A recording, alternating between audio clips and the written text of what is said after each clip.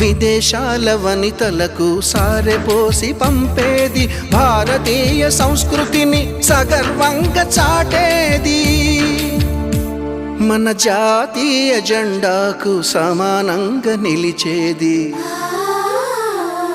చీరలోని గొప్పతనం తెలుసుకో, ఈ చీర కట్టి ఆడతనం పెంచుకో.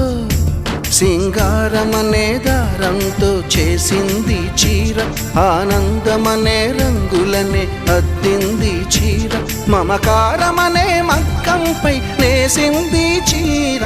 చీరలోని గొప్పతనం తెలుసుకో,